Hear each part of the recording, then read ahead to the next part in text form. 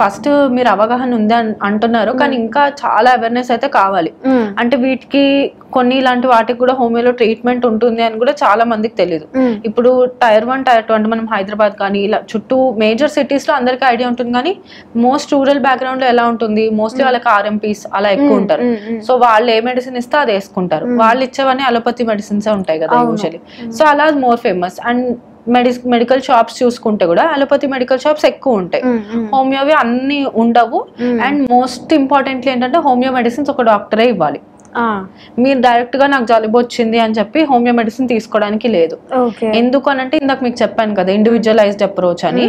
So మీకు and ఇంకొకళ్ళకి జలుబు వస్తే ఇద్దరికి సేమ్ మెడిసిన్ ఉండదు. ఓకే. ఎందుకంటే మీకు జలుబు వచ్చినప్పుడు దాహం అస్సలు వేయకపోవచ్చు, వాళ్ళకి జలుబుతో పాటు చాలా దాహం ఎక్కువగా ఉండడము, మీకు అసలు తినాలనిపించకపోవచ్చు, కానీ వాళ్ళకి జలుబు ఉన్నప్పుడే ఆకలి ఎక్కువ వేయచ్చు. సో ఇద్దరు 2 డిఫరెంట్ బాడీ టైప్స్, సేమ్ కానప్పుడు సేమ్ మెడిసిన్ ఎలా ఇస్తాం?